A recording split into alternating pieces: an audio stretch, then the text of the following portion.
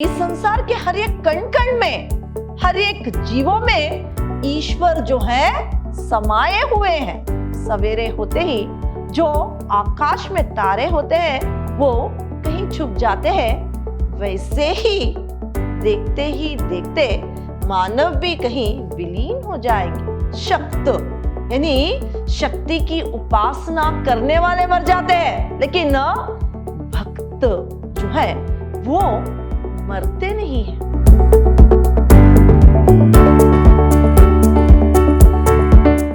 प्रणाम, मैं Rihanna yes, अति उत्तम विद्याश्रम की हिंदी प्रवक्ता।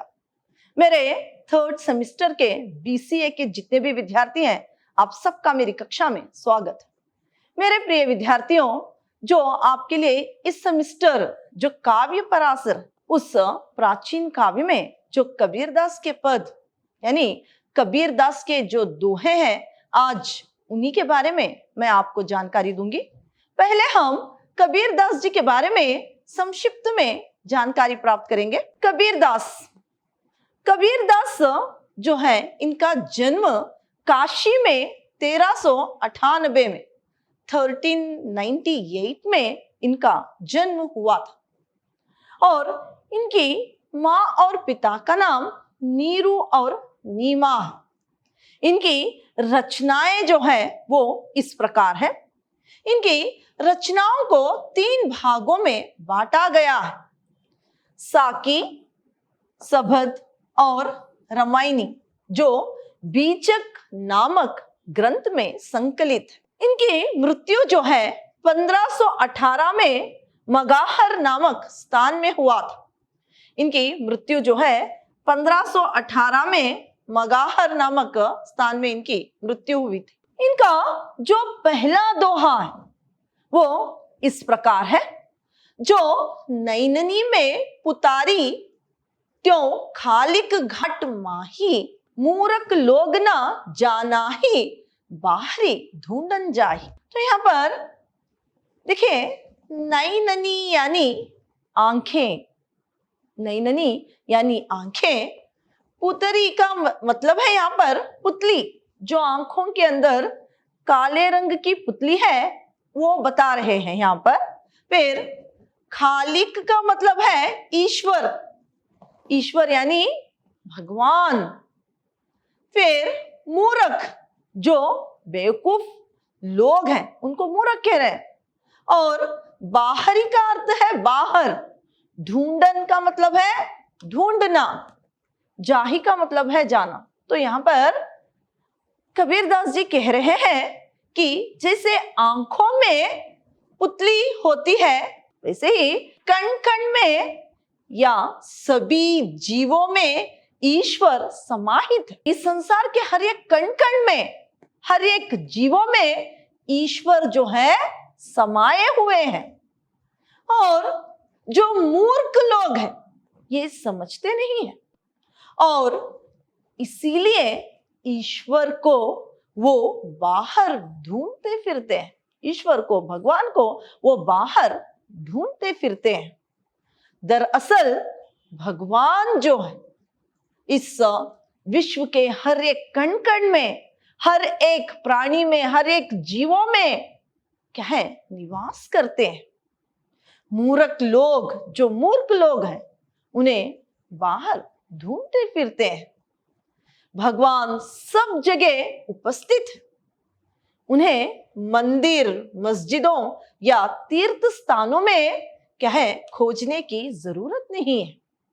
मंदिर, मस्जिद या तीर्थ स्थानों में या गिरजा घरों में भगवान को ढूंढने की आवश्यकता नहीं है। वे तो हर एक स्थान में मौजूद है, उपस्थित है। हर एक जीवों में वो रहते हैं, हर जगह रहते हैं। जैसे आंखों में पुतली होती है, उसी प्रकार भगवान क्या है, उपस्थित है, इतने करीब है। इनको ढूंढने के लिए कहीं जाने की आवश्यकता नहीं। इस तरह से इस दोहे में कबीरदास जी कहते हैं।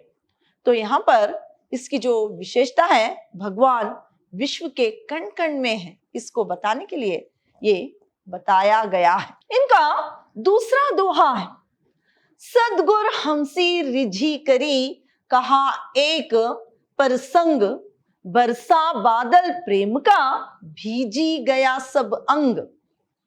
यहां पर देखिए, रिझना इसका अर्थ है प्रसन्न होना, और प्रसंग का अर्थ है संदर्भ, भीजना यानी भीगना। तो इस दोहे में कबीरदास कहते हैं कि सदगुरु के महत्व का यहां पर बखान भी करते हैं। सदगुरु ने मुझसे प्रसन्न होकर ईश्वर प्रेम का ऐसा एक प्रसंग सुनाया जिससे प्रेम का बादल बरस गया और मेरे सारे अंग प्रेम रस में भीग गए। यहाँ पर सदगुरु का बखान करते हुए, सदगुरु का तारीफ करते हुए, उनका बखान करते हुए यहाँ पर कहते हैं कि ये सदगुरु जो है, एक शिष्य के जीवन में जब एक अच्छे गुरु आते हैं और वे क्या है, सदगुरु मुझसे प्रसन्न होकर, शिष्य से प्रसन्न होकर जो है ईश्वर प्रेम का एक ऐसा प्रसंग, ईश्वर प्रेम का एक ऐसा संदर्भ बताते हैं कि जिससे प्रेम का बादल बरस गया, जिससे प्रेम का बादल जो है बरस गया और मेरे सारे अंग प्रेम रस में क्या है, भीग गए। यानी ईश्वर के बारे में जो प्रेम है, जो ज्ञान है, सदगुरु ने ऐसे दिया कि उस ज्ञान से मेरा सारा अंग जो है भीग गया। एक क्या है, सदगुरु जो है विद्यार्थियों के जीवन में जब ज्ञान को देते हैं और ईश्वर महिमा के बारे में, एक प्रसंग के बारे में जब कहते हैं, तो वो ज्ञान को पाकर विद्यार्थी जैसे क्या है, ज्ञान से उनका सारा अंग जिस तरह से भीग जाता है, यानी सारा ज्ञान को जो वो पा लेते हैं, ज्ञान से वो भीग गए हैं। सदगुरु की महिमा के बारे में, सदगुरु के ज्ञान जो किस तरह से वो देते हैं उसके बारे में इस दोहे में बताया गया है। इनका तीसरा दोहा इस प्रकार है, हम घर जला अपना, लिया मुराडी हाथी, अब घर जलाओ तासका, जो चलाई हमारे साथी। यहां पर इस दोहे में देखिए, मुराडा का अर्थ है मशाल, जला, जला का मतलब है जलाना, और यहां पर बता रहे हैं कि कबीरदास जी जो अपना सब कुछ छोड़ देता है, यानी सांसारिक मोह, माया, अहम भाव, जो बुरे गुण है, वो सब त्याग कर ज्ञान के मार्ग पर चलना। यहां पर बता रहे हैं कि अपना सब कुछ छोड़ देना, यानी अहंकार, अहम भाव, जो बुरे गुण है उन सबको त्यागना, फिर वही ईश्वर साक्षात्कार के लिए योग्य बन जाता है। संसारिक मोह माया को जब छोड़ता है तभी ईश्वर का साक्षात्कार जो है वो करता है, उसके योग्य बनता है, उसके लायक बनता है। इसी बात को कबीर ने प्रतीक के जरिए इस दोहे में जाहिर किया है। मैं अपना घर जलाकर मशाल हाथ लिए आगे बढ़ रहा हूं। मशाल का यहां पर अर्थ है ज्ञान। मैं पूरे अहंभाव को, अहंभाव जो बुरे गुण है, अहंकार, ये सबको मैंने त्याग कर, और क्या है, अब ज्ञान का जो मशाल लेकर आगे बढ़ रहा, इन सबको त्याग कर ज्ञान के मशाल को लेकर आगे बढ़ रहा हूं। मैं उनका भी घर जलाऊंगा जो मेरे साथ चलेंगे। ये घर अपनत्व, स्वार्थ एवं दौलत का प्रतीक है। तो यहां पर कबीरदास कह रहे हैं कि जो मेरे साथ चलेंगे मैं उनका भी घर जलाऊंगा, यानी ज्ञान से उनको भी प्रकाश में करूंगा। तो क्या है, यहां पर कबीरदास जी कह रहे हैं कि मैं इस सब कुछ त्याग चुका हूं, सांसारिक मोह माया, अहंकार, अहम भाव, जलन, ईर्ष्या, सबका त्याग करके ज्ञान के मार्ग पर चल पड़ा। जो मेरे साथ इस ज्ञान को पाने के लिए आएंगे, मैं उनका भी घर जला दूंगा। यानी उनके भी मन में एक ज्ञान जब उतर जाएगा, उस वक्त उनकी भी जो बुरे भाव है, अहंकार, जलन, स्वार्थ, ये सब क्या है, वो भी मैं ज्ञान से क्या है, जला दूंगा। इस तरह से कबीर दास जी यहाँ पर क्या है, गुरु के बारे में ही कह रहे हैं। सदगुरु जब ज्ञान देता है तो जैसे विद्यार्थियों के अंदर रहे अहंकार, अहंभाव, जो भी बुरे गुण हैं, उन सबको जला देते हैं। इससे ही क्या है, यहाँ पर भी सदगुरु के भकान को ही, यानी उन्हीं के बारे में यहाँ पर बताया जा रहा। तो यहाँ पर क्या है, जो अहंभाव, अहंकार, जो ईर्ष्या, जलन, सब त्यागने के बाद ही ईश्वर का साक्षात्कार होगा और तभी मशाल जलेगी, यानी एक अच्छा ज्ञान जो है उसके अंदर आएगा। इस तरह से यहाँ पर कबीर दास कह रहे हैं। तो आगे का इनका दोहा है, प्रेम ना बारी उपजे, प्रेम ना हाटी बिकाई, राजा प्रजा जिन्ही रुचई, शीस देई ले जाई, शीस देई ले जाई। यहाँ पर हाटी का अर्थ है बाजार और बिकाई का मतलब है बेचना, बारी का मतलब है बाग। यहाँ पर उपजे, इसका मतलब है उपजे यानी जमीन में कुछ उगाना, पैदा करना। उपजे यानी जमीन में कुछ उगाना। और यहाँ पर जो कबीरदास जी है वो कह रहे हैं कि प्रेम के महत्व एवं मूल्य का अंकन कर रहे हैं। प्रेम का महत्व जो है उसके बारे में यहाँ पर बता रहे हैं। इन्होंने प्रेम के प्रति बहुत सारी दोहे जो है लिखे हैं। तो यहाँ पर प्रेम ना किसी बाग में पैदा होता है। बता रहे हैं कि प्रेम जो है वो किसी बाग में जो है वो पैदा नहीं होता। और आगे वो कहते हैं कि और ना किसी बाजार में बिकता है। ना प्रेम जो है वो कोई बाग में उगता है, ना पैदा होता है, ना ही बाजार में बिकता है और ना ही उसे बेचा जा सकता है। वो सचमुच अमूल्य है, उसका कोई मूल्य नहीं। प्रेम जो है वो बहुत ही अमूल्य है। राजा हो या प्रजा, जो अपने सिर देने के लिए तैयार होते हैं उसे ही प्रेम हासिल होता है। राजा हो या प्रजा हो, अपने मन का अहम भाव को जब त्यागता है, अहंकार को जब त्यागता है, तभी जो है प्रेम जो है वो उसके जीवन में आता है। शीस का मतलब है अहंभाव, अहंकार। जबकि अहंकार और अहंभाव को वो त्यागे, उसके बाद ही आत्म बलिदान से ही प्रेम जो है किसी के जीवन में आ सकता है। बलिदान और जो है प्रेम बलिदान का ही नाम है। इसीलिए यहाँ पर कबीरदास कह रहे हैं कि प्रेम एक ऐसी वस्तु है, ना ही कोई बाग में उसे पैदा किया जा सकता है, ना ही उसे कोई बाजार में बेच सकता है। ये तो राजा हो या प्रजा, उसके अंदर रहे अहंकार को, अहम भाव को जब वो त्यागता है, तभी जो है ये प्रेम जो है वो उसके जीवन में आता है। ये आत्म बलिदान से जो है प्रेम मिलता है। तो इसको यहाँ पर बता रहे हैं। तो यहाँ पर ईश्वर प्रेम के लिए अहम भाव को छोड़ने की बात जो है कवि यहाँ पर कर रहे हैं।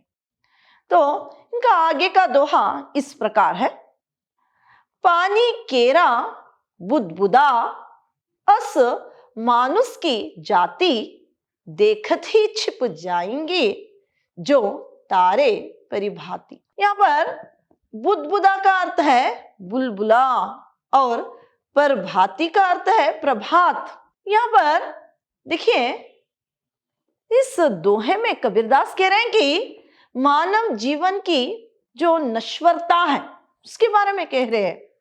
मानव जीवन शाश्वत रहने वाला नहीं है, वो नश्वर है, यानी वो मिट जाएगा। तो इसी को यहाँ पर वो बता रहे, कबीर उपमा यहाँ पर देते हुए उपमा के माध्यम से समझा रहे हैं कि जैसे पानी का बुलबुला क्षणिक होता है, पानी में जो बबल्स उठते हैं वो बुलबुला है, पानी में जो बुलबुले उठते हैं वो एक क्षण के लिए मात्र ही यहाँ पर क्या है वो पैदा होते हैं और वहीं पर मिट जाते हैं। तो जो एक क्षणिक है, एक ही क्षण के हैं, वो बुदबुदे यानी वो जो बुदबुदा है वो एक ही क्षण का है। वैसे ही मानव जाति भी, वैसे ही मानव की जाति भी, जैसे प्रभात होते ही तारे कहीं गुम हो जाते हैं, सवेरे होते ही जो आकाश में तारे होते हैं वो कहीं छुप जाते हैं, वैसे ही देखते मानव भी कहीं विलीन हो जाएंगे। देखते ही देखते मानव का शरीर भी कहीं क्या है छिप जाएगा, विलीन हो जाएगा, नष्ट हो जाएगा। यानी उसका जीवन जो है सिर्फ इतना ही है। जैसे प्रभात होते ही तारे छिप जाते हैं, जैसे जो है पानी के बुलबुले यानी बुदबुदा जो कि क्षणिक है, इसी तरह देखते ही देखते मनुष्य का जो देह है, उसका जो अंश है वो कहीं मिट जाता है। जीवन इतना ही है, क्षणिक है, जीवन जो है शाश्वत नहीं है। ये जो है जीवन मिटने वाला है, कभी शाश्वत कभी अमर इस संसार में मनुष्य नहीं रह सकता। इस नश्वरता के बारे में कबीरदास जी ने इस दोहे में कहा है। कबीरदास का पद जो अभी इस प्रकार है, देखिए, हम ना मरई मरी है संसारा, हमको मिला जी आवन हारा, साकत मरिही सत जन जिवाही, भरी भरी राम रसायन पिवाही। हरि मरी है तो हम मरी है, हरि ना मरे हम काहे को मरी है, कहे कबीर मन मनाही, मिलावा अमर भाया सुख सागर पावा। तो इस पद में कबीरदास जी कह रहे हैं, देखिए यहाँ पर साकत का मतलब है शक्त, शक्ति की उपासना करने वाले। जी आवन-हारा का मतलब है संजीविनी। तो यहाँ पर इस पद में राम भक्ति की अनोखी ताकत की ओर कवि संकेत कर रहे हैं। कबीरदास जो है राम भक्ति की जो अनोखी जो भक्ति है उसे संकेत कर रहे हैं, उसके बारे में बता रहे हैं, उसे दिखा रहे हैं। यहाँ पर वे कहते हैं कि ये संसार मर जाएगा लेकिन हम नहीं मरेंगे। ये संसार जो है मर जाएगा लेकिन हम नहीं मरेंगे, क्योंकि हमें संजीवनी देने वाले राम मिल गए। हमें जो है संजीवनी देने वाले जो राम है, जो भगवान है, वो हमें मिल गए हैं। और आगे कहते हैं शक्त मर जाता है किंतु संत अमर हो जाते हैं। शक्त यानी शक्ति की उपासना करने वाले मर जाते हैं, लेकिन भक्त जो है वो मरते नहीं है। तो यहां पर वो कह रहे हैं कि फिर जो संत हैं वो अमर हो जाएंगे, भक्त जो है, संत जो है वो अमर हो जाएंगे, क्योंकि वे राम रसायन रूपी अमृत पीते रहते हैं। राम रसायन को वो पीते रहते हैं, इसीलिए वो अमर हो जाते हैं। फिर यदि हरि मरे हैं तो हम भी मरेंगे। यदि राम भगवान मर जाएंगे तब हम मर जाएंगे, क्योंकि यहां पर वो बता रहे हैं कि राम रूपी रसायन को जो संत पीते रहते हैं इसीलिए वो अमर हो गए। अगर हरि मर गए यानी भगवान मर गए तब हम मरेंगे, हम भी मरेंगे। यदि वे नहीं मरेंगे तो हम क्यों मरेंगे? अगर वो नहीं मरेंगे तो हम क्यों मरेंगे? हमने अपने मन को परमात्मा के मन में मिला दिया है। हम अपने मन को अपनी भक्ति के जरिए भगवान के मन से मिला दिया है। तो हम अमर हो गए, हम अमर हो गए हैं, क्योंकि हमने सुख का सागर प्राप्त कर लिया है, यानी ईश्वर को प्राप्त कर लिया है। तो ईश्वर की भक्ति में समर्पित अपने सारे जीवन को कर दिया है, इसलिए हम नहीं मर सकते। इस तरह की बात जो है यहाँ पर कबीरदास कहते हैं। इसमें भगवान की भक्ति और उनकी लीला, उनके बारे में जो है यहाँ पर बताया गया है। भगवान की भक्ति और उनकी लीलाओं के बारे में, उनकी भक्तों और संत किस तरह से अमर हो जाते हैं, जो कि राम रसायन पीकर जैसे कि संत अमर हो जाते हैं, इसके बारे में यहाँ पर कबीरदास जी जो है कहते हैं। तो आज मैंने कबीरदास के जो दोहे हैं, कबीरदास के जो पद हैं, उसके बारे में जानकारी दी है। अगली कक्षा में और हम आगे जो आपके लिए पद्य है उसके बारे में जानकारी प्राप्त करेंगे। धन्यवाद।